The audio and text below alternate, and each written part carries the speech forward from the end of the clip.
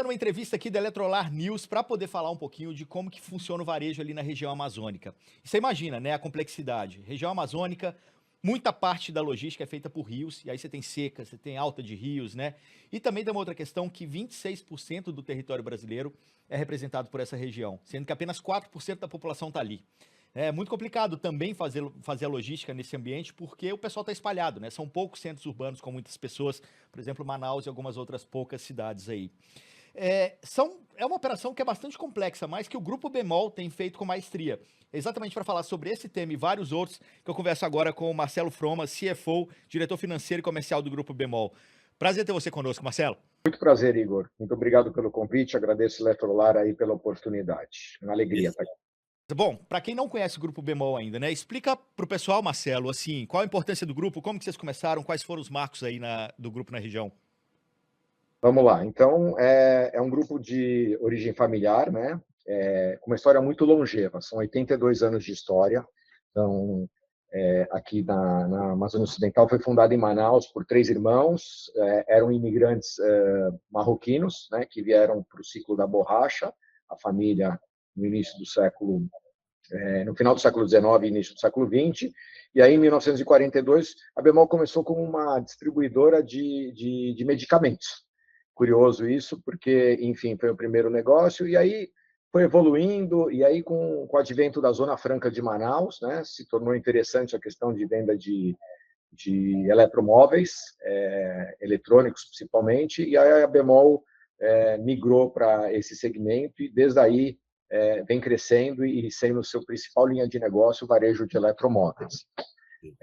A gente está, hoje em dia, no que a gente chama de Amazônia Ocidental, são 4 estados, então, o Amazonas, Rondônia, Roraima e Acre. Isso aqui é metade, mais ou menos, da Amazônia. Tá? Em termos de território nacional, a gente está falando de 26% do território nacional, 4% da população, então estamos falando aqui de 8 milhões de pessoas, e 2,5% do PIB. Então, é um cantinho aqui do Brasil, né? E com uma densidade muito baixa, né? Porque você ter 4% da população e 26% do território realmente é uma densidade muito baixa. E a nossa estratégia é, de fato, ocupar e ficar inchado nesses 4 estados.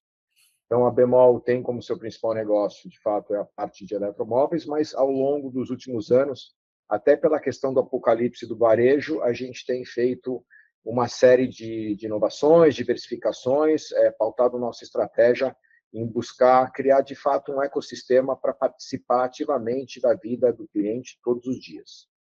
Beleza, agora o número que eu até falei na cabeça, né? 26% do território brasileiro, 4% da população. Então, é um desafio grande, vocês estão focados nessa região, né? Esse é o desafio de vocês. Mas eu acho que tem uma outra questão também, que assim, associado a isso, tem toda uma questão de queimada que está acontecendo na Amazonas, né? Como que isso impacta hoje o negócio de vocês?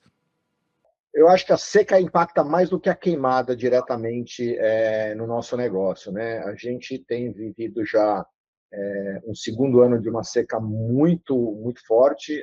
O ano passado a gente teve o que a gente chama de a seca recorde, né? Foi a maior vazante que a gente já teve aqui, o que deixa muitos municípios isolados. Então, a gente tem 2 grandes efeitos aqui na seca, do ponto de vista operacional. O primeiro é o login, né? O inbound.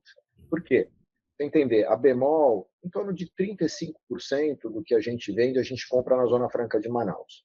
Os outros 65% a gente compra, vem principalmente da região sul-sudeste, né? Alguma coisa vem do nordeste, e a gente faz toda essa logística através de cabotagem, porque você não tem estrada chegando em Manaus, né? Então, voar não dá para voar tudo, o celular dá para voar. Então, parte das coisas vem de maneira aérea, o que voa fácil, mas o que não voa fácil, que a grande parte, né, principalmente quando a gente fala de linha branca, quando a gente fala de móveis, isso tudo tem que vir por cabotagem.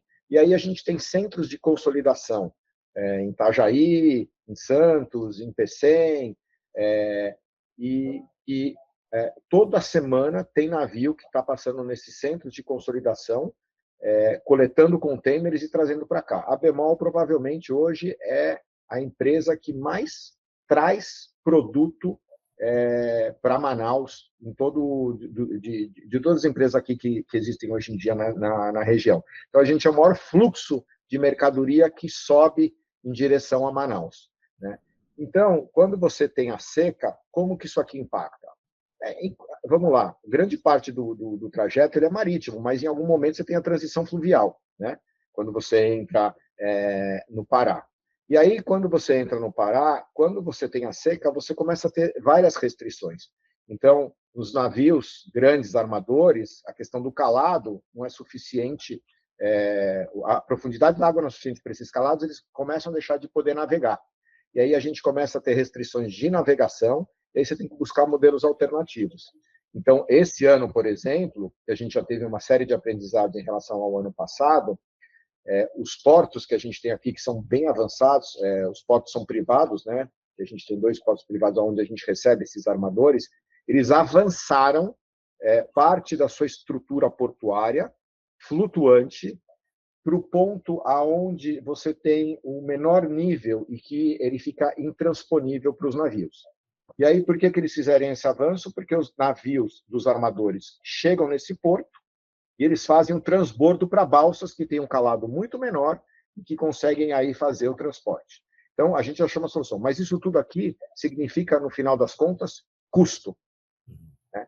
Porque é mais caro e você tem uma taxa seca que os grandes armadores acabam cobrando para a gente. Então, para você ter ideia, o valor do frete de um container ele sobe nessa época 70%.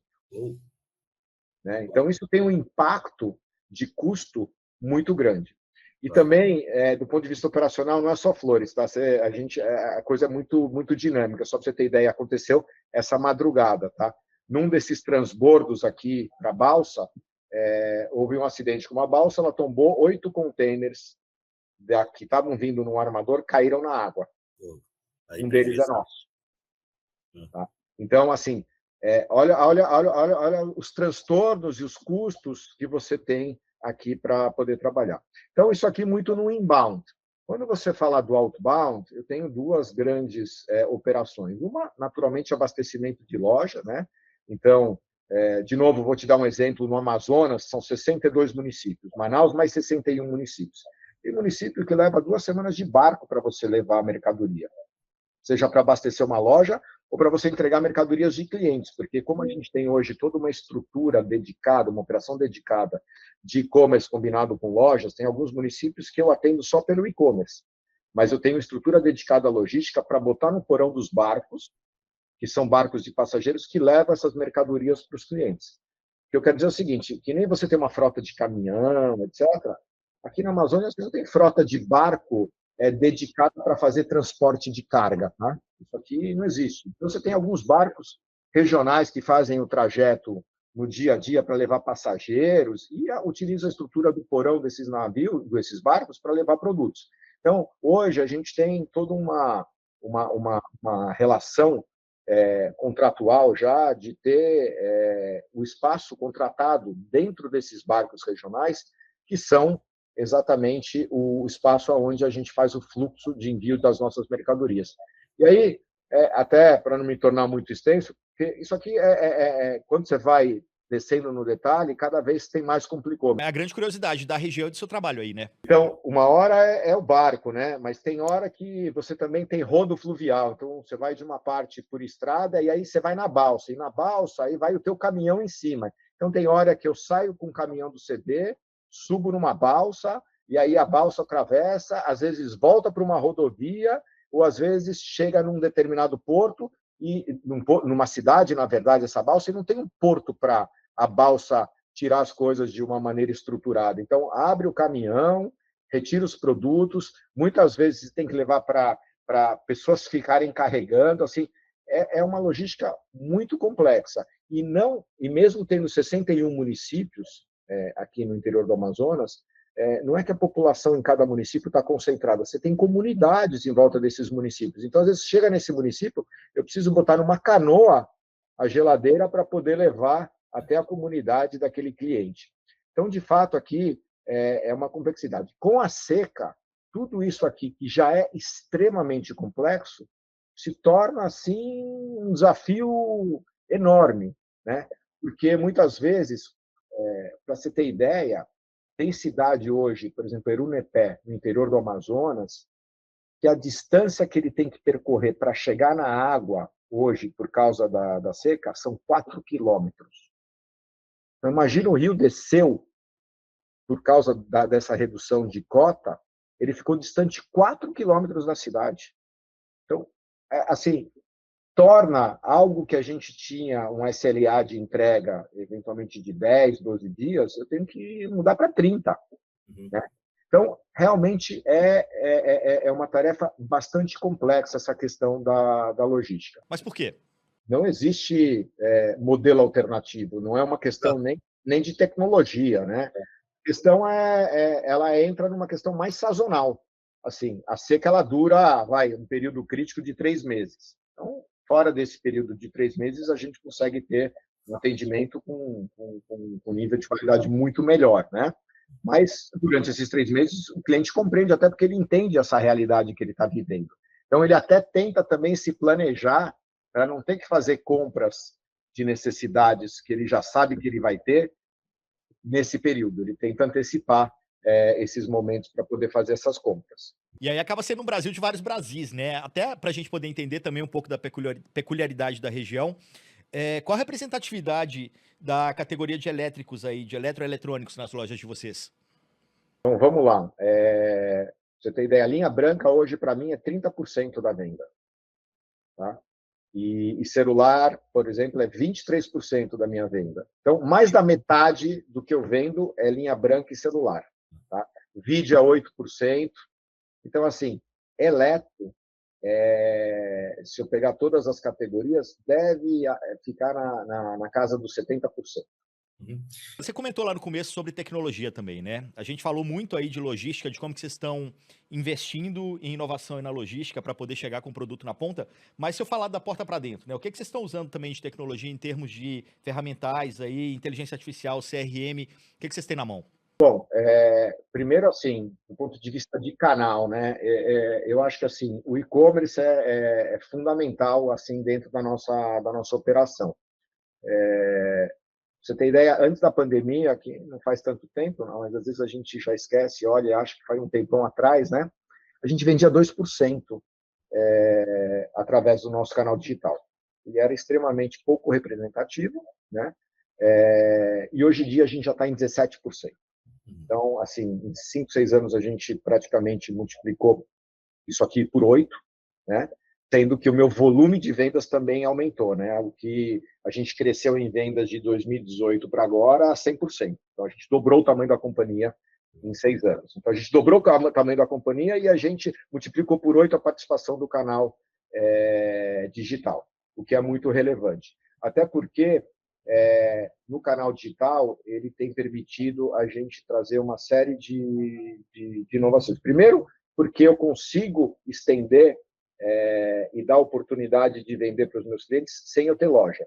Então, às vezes, no interior a gente está falando nesse interior extremamente profundo da Amazônia, tem município que eu não tenho loja, tá? Que, assim, só para te dar uma ideia, são 4 milhões de habitantes no Amazonas, 2 milhões e pouquinho aqui em Manaus, então praticamente 50% da população está aqui, e o restante da população dividido nesses outros 61 municípios. Eu devo ter, sei lá, 4, 5 municípios que têm em torno de 100, 120 mil habitantes, mas a grande maioria abaixo de 50 mil habitantes, vários com 10 mil habitantes. Agora você pensa, o investimento seria necessário para poder atender essa turma toda com loja física, né? Então, por exemplo, quando a gente resolveu, assim, quando a gente começou a estruturar o que a gente chama de e-commerce caboclo, que é um pouco dessa regionalização e das dificuldades para poder desenvolver algo que atendesse, de fato, a realidade local, a gente tinha loja, por exemplo, em 4 capitais, os 4 estados que eu te falei, que a gente atua, né?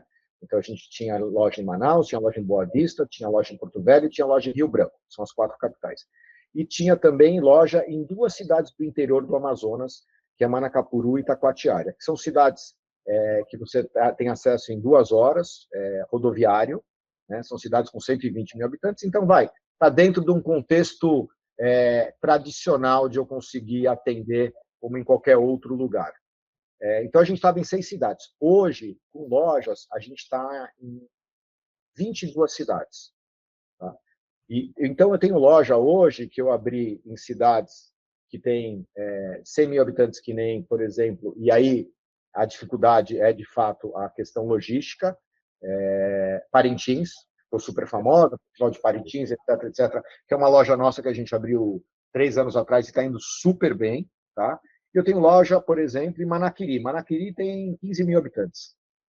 Fala, pô, por que você abriu uma loja num lugar que tem 15 mil habitantes? Porque, em razão da proximidade, que eu consigo ter uma logística um pouco mais facilitada, e da mesma maneira que a gente fez para Manaquiri, para outros municípios que têm características de ter uma população até 30 mil habitantes, a gente desenvolveu um modelo de loja que a gente chama de uma loja híbrida. É uma loja que tem 400 metros quadrados. Tá? Nesses 400 metros quadrados, você tem 250 metros quadrados de varejo e 150 de farma, porque a gente tem uma operação de farma. Tá? Toda loja nossa tem farma hoje em dia. Depois eu explico o porquê da farma. Então, e o nosso padrão de loja típico, que sempre aconteceu, que é pelo que a Bemol é reconhecida, são lojas de 2.500 metros quadrados de área de venda aqui em Manaus. São lojas muito grandes, com uma altíssima produtividade. Tá? Então, quando eu fui para o interior, eu não podia abrir uma loja dessa no município de 15 mil habitantes. Então, a gente acabou desenvolvendo esse modelo para o interior. E por que esse modelo é interessante? Porque eu consigo, de um lado, ter um atendimento local, né, para oferecer produtos lá na hora para o meu cliente. E ele também consegue comprar pelo e-commerce, que é o que eu estava falando do nosso e-commerce Caboclo, onde eu desenhei operações logísticas dedicadas com preço extremamente competitivo, que é o preço de Manaus. Então, eu consigo ou atendê-lo diretamente pela loja ou trabalhar omni com o meu e-commerce e atender aquele cliente que está naquele município. Tá? Então, é um pouco disso aqui que a gente acabou fazendo em termos de e-commerce. Além disso, no e-commerce, a gente tem hoje desenvolvido o que a gente chama também de um marketplace regional. A gente tem incentivado empreendedores locais que querem desenvolver algum tipo de produto, colocar na nossa plataforma. A nossa plataforma hoje ela é extremamente relevante na região. Então, a gente tem uma grande penetração. Então, as pessoas querem usar a nossa plataforma para vender seus produtos. Então, pela questão também, de novo, da dificuldade logística, não adianta eu pegar, hoje em dia, sei lá, algum produto da ReHap para colocar no meu e-commerce, porque até para fazer a logística fica super complicada. Mas, por exemplo, chegaram 3 empreendedores com plano de negócios para a gente que queriam vender material de construção pela internet. Material de construção é um produto que não voa fácil. Tá? Então, eles vieram com business plan, a gente gostou, a gente fez um investimento através do mútuo conversível, se tornamos sócios deles, e hoje eles estão na nossa plataforma, e eles são o principal parceiro de negócio que está vendendo através da nossa plataforma. O estoque é deles, tá? Mas toda a parte de venda e de logística é nossa. Tá? Então, da mesma maneira que eu tenho essa questão de material de construção, eu tenho vários outros parceiros regionais que eu coloquei também no nosso negócio. Você falou em CRM a gente tem hoje Salesforce, a gente tem trabalhado cada vez mais a questão da personalização, é algo bastante importante para a gente, né? Entender os hábitos dos nossos clientes. A gente é muito data-driven aqui, então a gente olha muito, a gente tem muita informação, tem questões relacionadas aqui a perfil de comportamento do cliente, tanto na questão de hábitos de compra, que tipo de produto, com que frequência, mas também tem uma questão ligada a crédito, tá? Que é um capítulo aqui que eu gostaria de destacar. Quando a gente fala das grandes fortalezas da Bemol, a gente falou da logística, certo? Mas uma outra grande fortaleza nossa é o crédito. Então, para você ter ideia, a gente tem dos 8 milhões aí de habitantes aqui na região, a gente tem um cadastro hoje de 4 milhões de clientes. Então, é metade da população local. Então, praticamente, um por residência é nosso cliente, na média, aqui na região. E hoje, para você ter ideia, 85% das vendas que a gente faz é no crediário próprio. Tá? 7, 8% das vendas são feitas com cartão de crédito. Se você for olhar isso aqui, é muito diferente do que você vê de maneira geral, nos varejistas. Então, eu desenvolvi uma relação de confiança com o cliente em cima de torná-los, incluí-los no sistema financeiro, porque grande parte desses clientes nossos eram bebês financeiros, sabe? Não tinham acesso a crédito, etc. E a gente acabou trazendo eles para o mundo financeiro, dando essa capacidade para eles conseguirem consumir. Então, a gente acabou criando uma relação de longuíssimo prazo e de fidelidade, né? Então, o crédito hoje ele é um combustível muito importante para a gente. Então, isso vale tanto na loja física como no nosso e-commerce também. 90% dos celulares que eu vendo no e-commerce são através do meu crédito. Então, esse crédito é cedido por nós diretamente. Então, isso aqui se torna também um grande diferencial competitivo. Tá? Então, é importante ressaltar isso aqui como um elemento de conseguir criar essa relação de longo prazo com os nossos clientes. Agora o papo é sustentabilidade, porque não tem como falar de Amazônia sem falar de sustentabilidade, né, Marcelo? E aí, assim, como você mesmo falou, né, a seca, né, a alta e a baixa dos rios impacta diretamente no negócio de vocês. Então, para mim, faz sentido vocês levantarem essa bandeira de sustentabilidade aí na região também. Como que vocês estão trabalhando isso? Sem dúvida, né? A gente hoje eu acho que a gente se fala mais de Amazônia do que de Brasil. A verdade é essa, né? A Amazônia acho que está no centro do mundo, é a discussão, todas as questões relacionadas à sustentabilidade, ESG, são os temas que estão o tempo inteiro sendo discutidos para a gente olhar aí qual que é o futuro do mundo que a gente vai viver. E naturalmente a gente aqui estando inserido na Amazônia tem uma ligação muito forte com essa temática. Assim, ela passa por diversas coisas, né? Então, quando a gente pensa na questão de sustentabilidade, vou te dar alguns exemplos. Então, a gente tem que pensar no ambiental, né? No social e na governança. Bom, governança, definitivamente, a gente tem uma tradição muito grande em relação a isso, a gente tem conselho de administração super bem estruturado, a gente é auditado por Big Four já há diversos anos, então, todas as práticas ligadas a governanças, elas funcionam de uma maneira muito bem dentro da Bemol. Isso nos ajuda muito, naturalmente, até frente ao mercado, né? Frente às instituições financeiras, isso também é um aspecto muito importante, né? Elas nos respeitam muito em relação a esses aspectos. Quando a gente fala de questões ambientais, aqui, naturalmente, vamos lá, primeiro, energia, né? Então, 100% da energia que a gente consome aqui são de fontes renováveis. Como?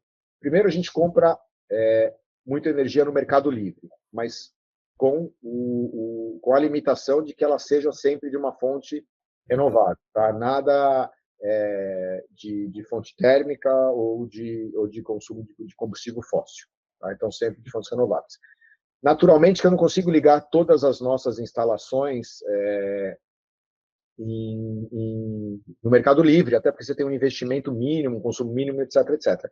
Então, a gente tem, hoje em dia, 3 plantas solares aqui, a gente tem 10 mil placas. Essas 10 mil placas produzem energia solar, elas têm 2 finalidades. Uma finalidade é alimentar as nossas lojas que não estão ligadas hoje no Mercado Livre de energia. Então a gente complementa o nosso consumo de energia interno dessa maneira. E parte a gente disponibiliza para clientes, como se fosse um Spotify. O cara aluga as placas e a energia gerada nessas placas eu acredito na conta de energia do cliente e com um custo muito mais barato do que seria com o custo fornecido pela companhia de energia elétrica. Então, ele acaba tendo um saving, né? Ele acaba tendo uma economia em torno de 20% em relação a essa quantidade de energia que ele acaba contratando em cima dessas placas. Então, do ponto de vista de energia, a gente tem trabalhado dessa maneira. A gente tem uma frota própria hoje toda de caminhões, então toda a questão logística que não é fluvial, rodoviária, ela é toda nossa própria, a gente tem 200 caminhões aqui, e a gente agora começou, até por uma questão de viabilidade, porque ainda a gente não fecha a conta, mas a gente está testando, porque a gente, eu acho que muito em breve já vai fechar a conta, estamos fazendo teste já com 6 caminhões elétricos, né? Então, para começar a ver como que a gente consegue transitar a nossa frota para algum tipo de combustível que não seja combustível fóssil também. Do outro lado, todo o CO2, né, todo o carbono que a gente emite através da nossa logística, a gente desenvolveu um projeto em conjunto com um parceiro, que é o que a gente chama de SAF, Sistema Agroflorestal. O que é o Sistema Agroflorestal? A gente pegou uma área degradada, né, e a gente quer, na verdade, rematar ela, colocar a mata de volta em cima dessa área. Então, como funciona o sistema agroflorestal? A gente planta, né? Usa, inclusive, então aqui tem o lado direto de você tornar a terra produtiva que estava degradada e usar também pessoas e famílias de moradores ribeirinhos que vivem em volta, arrendando essas terras para que eles possam plantar e gerar renda para eles também. E você planta dois tipos de cultura, basicamente. Culturas alimentícias, então você tem lá banana, cacau, açaí, né? E existe toda uma ciência e uma técnica para você fazer isso, intercalado com árvores de madeira que podem ser utilizadas para a indústria moveleira de maneira certificada, né? Então, isso tem velocidades diferentes, o frutífero acontece muito antes do que as madeiras, então você tem toda uma maneira como você vai plantar, e aí você gera dois tipos de valor. Um, que é a venda de toda essa questão produtiva que você gera, e o carbono, né, os créditos de carbono que são gerados também através dessa área que você recupera, e aí você acaba compensando com a emissão de carbono que a gente tem. Então, dentro dessa linha ambiental, a gente tem feito isso. Naturalmente, reciclagem também é uma coisa bastante importante. A gente tem trabalhado reciclagem aqui no Amazonas, não tem nenhum programa do governo de fazer uma reciclagem, a gente faz aqui dentro das nossas próprias lojas, então pilhas, eletroportáteis velhos, a gente faz todo esse processo de reciclagem.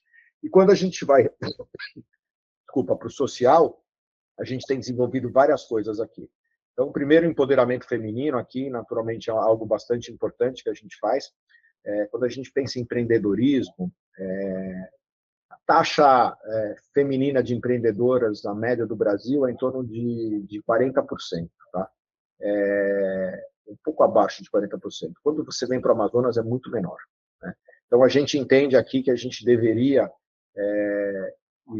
instrumentalizá-las, as empreendedoras locais, para que elas, de fato, conseguissem ter sucesso nos seus negócios. Então, tem dois tipos de programa que a gente tem feito nessa questão da mulher, né? Tanto internamente como para clientes. Então, a Empreendimana, você chama clientes, a gente fez uma seleção que participaram, acho que 400 clientes, e a gente chegou lá em 40 pessoas que foram eleitas para participar do curso, e você dá uma mentoria com vários temas, né? Questão financeira, questão de marketing, questão comercial, traz, então, toda essa instrução, ou de especialistas que trabalham dentro da nossa comunidade, ou de próprios profissionais que são gestores dentro da própria Bemol, e aí, no final, elas vão desenvolvendo os seus projetos, etc., e a gente acaba premiando com capital semente, né? As 5 melhores projetos que estão lá dentro. E depois a gente continua fazendo o monitoramento dessas pessoas, dessas empreendedoras, para a gente conseguir ter certeza de que elas estão evoluindo nos seus projetos. Então, esse é o Empreendimana, que já está na segunda versão, né? Foi tanto sucesso a primeira versão que a gente já está fazendo a segunda versão. Não, exatamente, assim, eu acho até que isso é um pouco do seu perfil também, né? Eu andei pesquisando e vi que você é bem envolvida em questões sociais, bem-estar e tal. E aí, eu acho que você acabou de comentar muito de como que vocês estão trabalhando, usando o grupo para melhorar aí o IDH da região também. Mas você também é investidor anjo em muitas startups que eu sei. Então, assim, como que tem sido startups como tem sido esse trabalho, né, de startups que promovem soluções para o desenvolvimento econômico e sustentável da Amazônia? Conta aí alguns casos para o pessoal, para eles entenderem também como que vocês, como grupo e como pessoa física, Marcelo, tem ajudado a desenvolver isso por aí também. Olha, a gente tem, assim, tem alguns que são naturalmente através da Bemol, mas na pessoa física, assim, a gente tem entrei em vários empreendimentos aí que a gente está testando. Então, eu tenho uma aceleradora aqui que chama Mais, ela está com sei, são 6, 5, já está em umas 12 startups que a gente investiu através dessa aceleradora. Então, tem, por exemplo, umas que são fazendo superfoods com base em produtos e ingredientes amazônicos, né?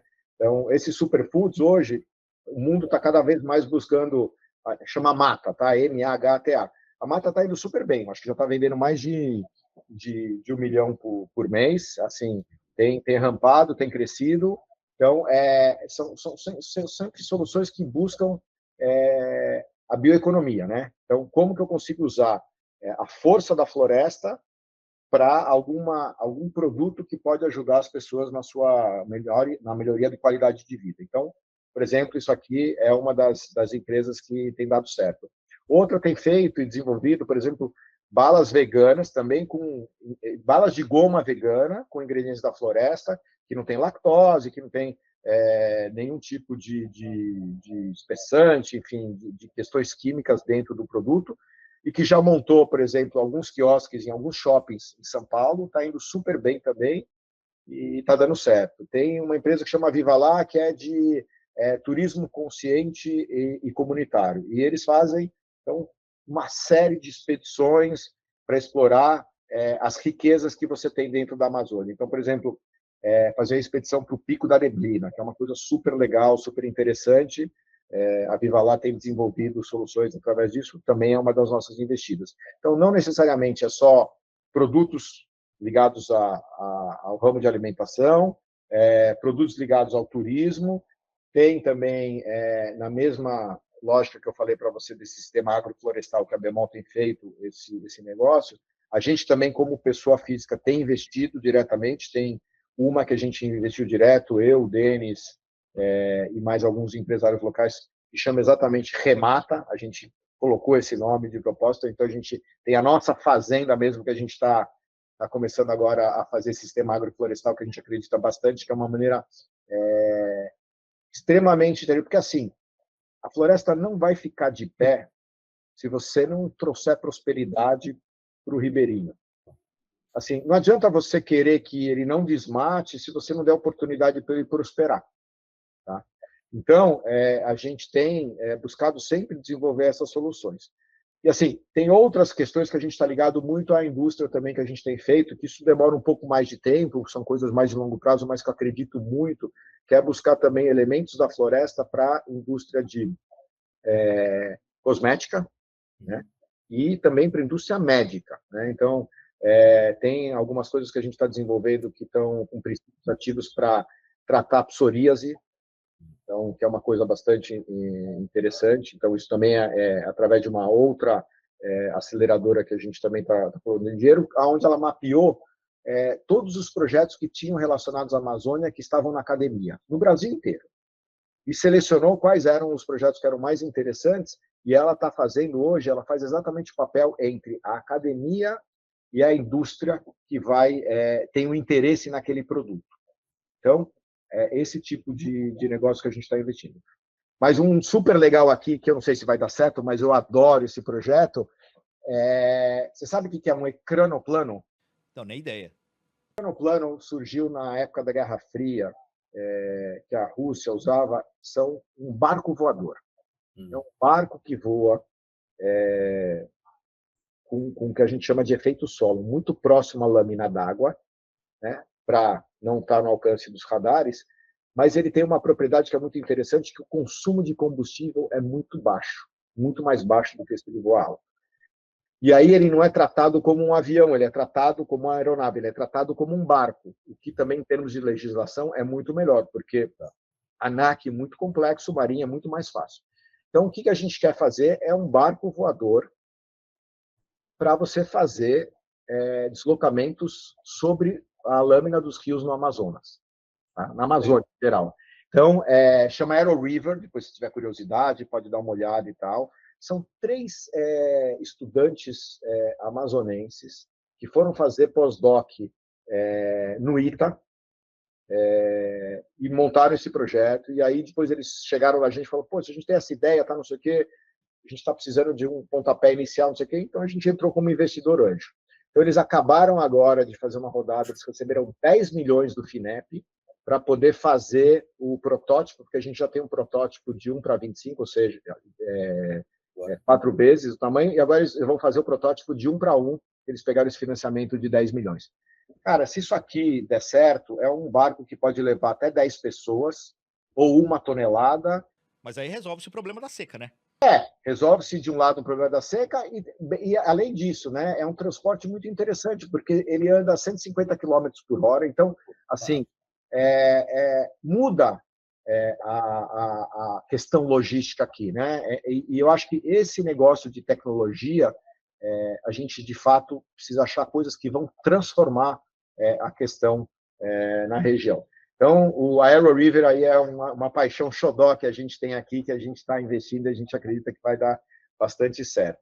Cara, muito legal. Agora, para a gente poder fechar a conversa, como que você imagina o futuro do varejo aí nessa região, né? Você acabou de comentar aí de projetos que não são para amanhã, são projetos muito legais, mas que não são para 2025. Se a gente pensar para 2025, 26, 27, como que você imagina aí esse futuro, esses próximos passos do Grupo Bemol e do varejo na região? Tá, vamos lá. Assim, naturalmente que os grandes marketplaces hoje são os nossos maiores concorrentes. Eu vejo eles como os nossos concorrentes. É para eles que eu estou olhando e etc.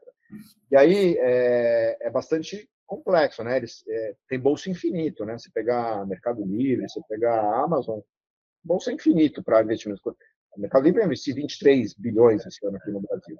Então, assim, eu preciso trazer para o meu cliente uma experiência que seja muito ampla, enriquecedora e de muito valor para ele, né? Então, quando eu te falei que a gente abriu farmácia, isso aqui foi para trazer recorrência e frequência. Eu poder participar da vida dele em algo que é muito importante, porque quando eu vendo só eletroportátil, eletromóveis, eu vejo o cara 3 vezes por ano. Hoje, com a farmácia, toda loja nossa tem farmácia. Eu vejo já o cliente 8 vezes por ano. Eu vejo ele de uma maneira muito maior. A gente tem também um negócio que a gente abriu aqui e tem funcionado bem, começou uma fintech durante a pandemia, que eu tenho hoje uma série de produtos de crédito que não estão relacionados com a compra de produtos dentro da Bemol, tá? Que é o famoso crediário que eu te falei. A gente tem uma conta de pagamento, então hoje tem 450 mil contas, clientes já, conta digital. Eu tenho uma operação de empréstimo pessoal, então hoje em dia eu empresto dinheiro sem garantia para os meus clientes, para muitos clientes, mas só para clientes que são Bemol com crédito pré-aprovado. Isso tem também trazido uma contribuição no meu P&L muito grande, onde eu consigo ser mais competitivo no varejo, porque eu consigo recompor margem com serviço financeiro. E a gente está fazendo agora também, que é um produto que a gente gosta muito mais e tem muito mais a ver com o perfil do cliente da Bemol, que é empréstimo com garantia imobiliária. É o famoso home equity, que aqui na Amazônia é um desafio, porque toda essa questão fiduciária, de regulamentação imobiliária, etc., mas mesmo assim a gente está andando, está indo bem, está alavancando, tá? Então a gente já está com uma carteira boa aí, a gente já fez mais de 1.200 empréstimos com garantia imobiliária, e isso aqui também ele tem um papel de empreendedorismo, né? Eu consigo fomentar para que outras pessoas se desenvolvam. Então, eu vou compondo, e por isso que eu falo que é um ecossistema. Eu faço a região se tornar mais produtiva, dando oportunidade de mais empreendedores se sucederem e irem bem. Isso fomenta a economia, né? E, do outro lado, eu consigo também rentabilizar mais a minha operação. E tudo isso aqui está ancorado nesse meu conta digital. Só que é uma conta digital que tem agência, né? Diferente do Nubank, porque eu tenho loja. Quando eu tenho loja, o cliente pode ir depositar e sacar no caixa da minha loja. E não é que ele pode sacar e depositar no horário bancário. 7 dias por semana, a hora que ele quiser. E quando você vai para uma cidade no interior do Amazonas, isso aqui vira muito mais relevante, porque lá não tem oferta de agências de caixa eletrônico que tem aqui na cidade de Manaus. Então, tudo isso aqui vai agregando valor e vai criando um ecossistema para poder prover valor para o nosso cliente. Tá? Então, a gente tem cada vez mais indo nessa direção de poder prover mais soluções, e aqui é infinito, tá? A nossa cabeça é maluca. Tem uma loja, a gente está testando agora, falei que a gente tem farmácia, a gente está testando clínica. Tá? Por quê? Porque o varejo americano mostrou, você pega a CVS, ela começou a montar clínicas a maioria das redes grandes americanas de drugstores está indo muito mal. Quem está indo bem é a CVS. Só que no Brasil, por exemplo, farmácia não pode ter clínica dentro. Né? Isso é uma questão de legislação. Mas eu tenho loja. Então, na minha loja, eu estou montando, a gente vai fazer um primeiro, porque, de novo, isso é uma necessidade do cliente. Eu poder prover, é muito caro o sistema de saúde e o SUS não consegue. E plano de saúde nem todo mundo consegue ter.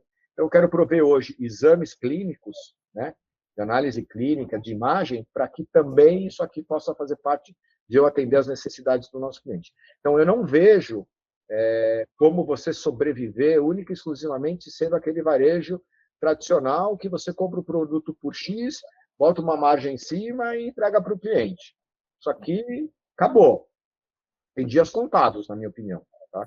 Então, é nessa linha que a gente está indo. Incrível, conversa super curiosa. Espero que você aí do outro lado também tenha gostado. Marcelo Forma, CFO, diretor comercial do Grupo Bemol. Prazer falar com você, valeu demais. Valeu, Igor. Muito obrigado. É sempre um prazer poder contar um pouquinho da nossa história aqui do longínquo, da longínqua Amazônia, né? E estamos sempre à disposição, tá? Agradeço muito aí a Eletrolar pela oportunidade. Em breve a gente já volta com mais uma entrevista aqui no canal do Grupo Eletrolar. Até mais.